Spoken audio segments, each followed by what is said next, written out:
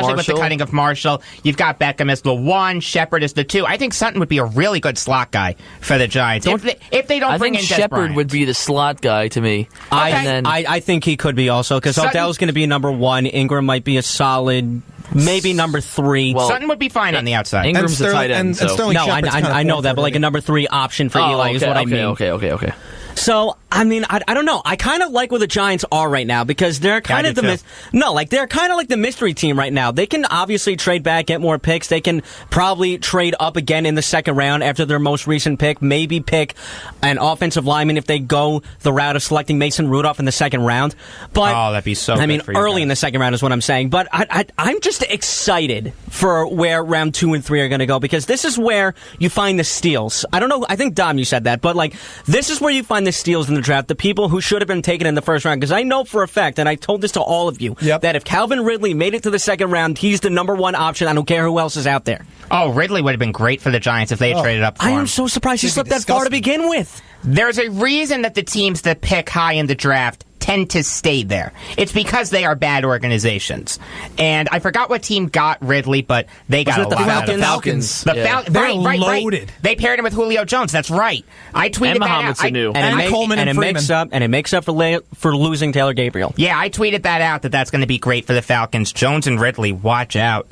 You're listening to Beyond the Game on the Voice of Nassau Community College, 90.3 WHPC. We are live twice a week, Tuesdays at 5 p.m. and Fridays at 3 p.m. I am Jacob Valk. Sitting across from me, Dominick Arbolino, Eric Fischetti, and Nick Ohrnberger. Number to call if you have something on your mind is 516-572-7440. Number to call if you want to donate is 516-572-7438. Again, if you donate at least $25, you'll win a pair of tickets to Monday Night Raw at the Nassau Coliseum on May 7th. And we're talking NFL draft. Let's broaden our football horizons here. The Bills traded the 12th, 53rd, and 56th overall picks to the Buccaneers. Excuse me, I was eating wings earlier. For the 7th overall pick. I feel like I'm on Hot Ones. Great show. And used that pick to draft Josh Allen. Personally, I think that he was the 3rd best quarterback in the draft. What do you think of their moves? Well, brilliant. You know, it was kind of expected that the Buffalo Bills were already going to trade up in the draft. Like, you knew it's been rumored before. You didn't know if it was really going to happen, but it did happen not only once, but twice. So that was actually kind of surprising. But you know what?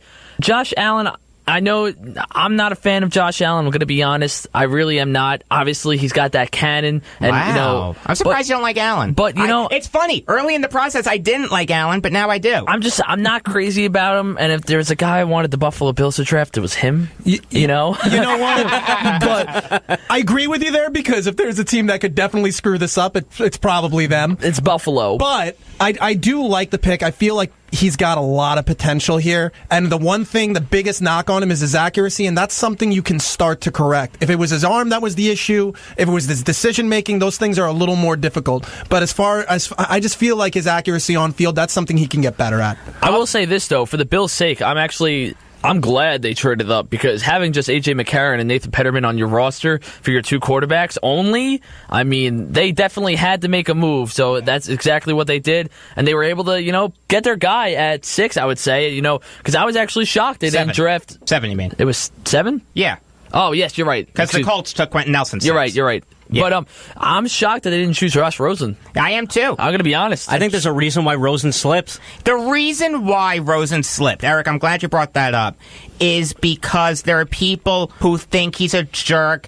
They think he's a tough guy to get along with. I know his teammates don't like him that much. So is Tom Brady. Exactly. I mean, that personally doesn't bother me that much. And I may have more of a personal connection to that because you guys can attest to this. I'm a tough guy to get along with, so it honestly doesn't bother me. Yeah, Eric's shaking his head. He knows. Listen. I shrugged. That's it. That's all he got out of me. I am a jerk. And the reason why I have no problem taking you guys to sporting events is because it's my way of saying thanks to you guys for putting up with me, because I know I am a tough guy to get along with. Let me tell you. So it doesn't bother me that Rosen is a tough guy to get along with. When I look at Josh Rosen, I see the most complete quarterback in this draft. You can put him in week 1 and he will be successful. Let me tell you, his player comp, to me, you guys are going to laugh at me, Troy Aikman. I think he can win multiple Super Bowls. I really love this kid. I love Josh So Rosen. is he in a good spot in Arizona then? He is in a great spot in Arizona. He has Larry Fitzgerald there helping him. Not for long. I understand that, but for that 1 year, you can get some good habits from Larry Fitzgerald. He knows what makes quarterbacks tick. He saw Matt Leinart fail. He saw Carson Palmer succeed. He knows what it takes to be a good quarterback. And Steve Keim is a very good general manager. I love Josh Rosen in Arizona. I really, really do. I think it was the right place for him. And I'll tell you why I think that. I just think that in a place that is not as die-hard football as Arizona is, and my brother played down there. It's not the biggest deal if the Cardinals lose. It's the bottom. Like, they just don't care as much. So I feel like a guy like this who I feel like they're more baseball and basketball. Yeah, they really are. They do. They love their Diamondbacks, which shocked me at the time because they were terrible. Yeah, but now they're doing well. Yeah, they're doing a lot better now. Gee whiz. But they love their base. But you know what? I think that's the best place for him if he has a misquote, if he says something dumb, or he Did you hear what Rosen said after he was There were 9 mistakes in front of him. Oh, I loved that. I love that. Not as a Jet fan, but just, I think this guy was the best quarterback in this draft. I have an autographed football card of him. I think he is Troy Aikman. I feel like I feel like him and Mayfield have the same mentality, though. Yes, I agree with that 100%. Let me throw out my other player comps, and then we'll get back to Josh Allen. Kind of hijack that a little bit. Again, Josh Rosen is Troy Aikman. Baker Mayfield, to me, everyone threw out the Russell Wilson comp. I don't see it. I'm going to throw out the Jameis Winston comp. Another guy with an attitude issue, a little smaller, more mobile, but has succeeded in the NFL. Josh Allen, to me, is Carson Wentz, another small school. I think he can be really good. And Sam Darnold, to me, he's Tony Romo. And Tony Romo was undrafted for a reason. No way Darnold should have gone 3. Oh, my God, it's still bothering me. You cannot get past this. No, I can't, because this sets the Jets back at least 5 years. You think so? He hasn't even hit the field yet. You're assuming that, Jake. Give the kid a chance. Yes, I am. It's my job to assume things. It's my job to give hot takes. I get that. I get that you want to... Look...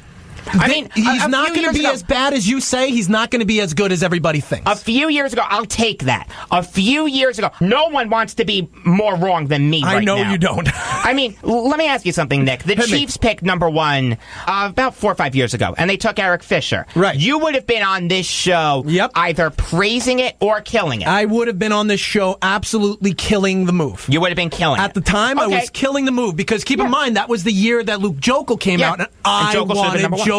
Yeah. So badly. I mean, it worked out for him, but it really, really worked out. But that was okay. And my point is, you would have given a hot take, of course. And I'm not judging you for giving a hot take. I'm trying to soothe you, Jake. There's no soothing me.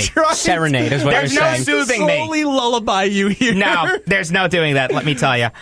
Going back to Josh Allen, Buffalo is a great spot for him. Josh Allen has a cannon for an arm, and Buffalo is not an easy place to play. You need a cannon for an arm to be able to throw the ball in that Buffalo wind. It's part of the reason why Jim Kelly was successful there. It's because he had a cannon for an arm. It's because no quarterback after him had that cannon. I like Josh Allen to the Bills. I am confident enough to say that out of the quarterbacks of the future, discounting the Patriots because it's not Brady, he's not the quarterback of the future, Tannehill, Darnold, and Allen, the Jets have the worst situation, and the Bills have the best.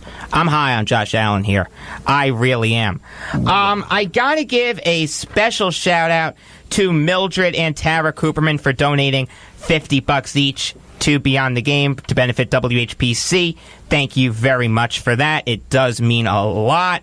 Going back to the NFL draft, the Ravens traded the 52nd and 125th overall picks in this year's draft and their second-round pick in next year's draft to the Eagles for the 32nd and 132nd overall picks, and used the 32nd overall pick to draft Lamar Jackson for some stupid reason.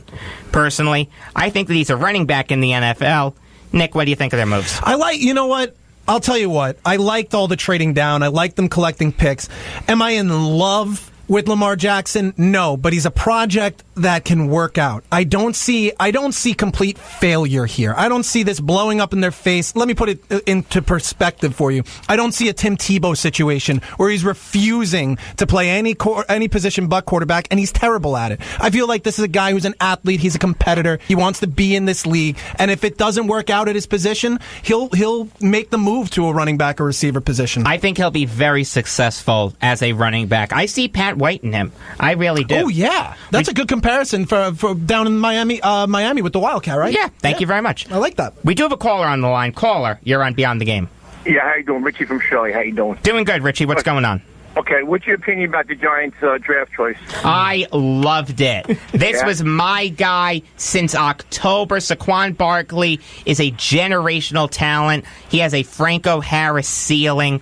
I loved this pick for the Giants. The only thing that I want to say about this pick is sometimes I really feel like we have to pump the brakes a little bit on the Franco Harris comparison because he's already got a lot of pressure as is. He's being compared to, from Dave Gettleman in specific, as a guy that can at some point go into the Hall of Fame. This kid just got into the league. Let's see how he plays first. But as of right now, me personally, I thought it was going to come down to Barkley and Darnold. And you know what? Now, here's the only issue with this pick. I'm expecting the playoffs. And it's going to be a tough road to climb, to be honest with you. But I love the pick. They have a brutal schedule, too. Yes, they do. You know, you think he's too small to play running back in NFL? No, I think he's the perfect size. He's he's jacked too. I mean, if you just go back to looking at, if you want to see how skilled he is, I don't know if you ever saw any of the Penn State games last year. Just look up like highlights on the internet. Just try and find some. He is ridiculous. I can tell you this right now: the Giants got a great player, a great running back, and I think he's going to be their running back until he retires. Do you remember a couple of years? It must have been maybe like 10 years ago. When the Giants got that player, Ron Dane out of Wisconsin. Yeah. What a buck he was. He was hyped up to be Earl Campbell 2.0, the thunder to Tiki Barber's lightning, and that failed. But let me tell you, Ron Dane had a great offensive line helping him. That's why he was successful in college. Saquon Barkley did not have that offensive line. Perfect fit for the Giants. He is incredibly elusive, franchise running back. Richie, as a Giant fan, I would be doing backflips if I were you.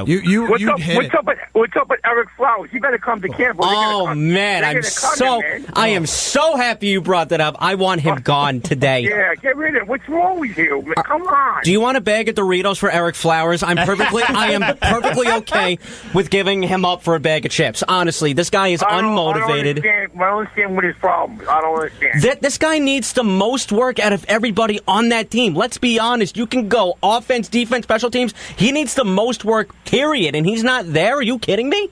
It's a joke. Who drafted that guy from Notre Dame, the offensive lineman? Which one? Quentin Nelson or McGlinchey?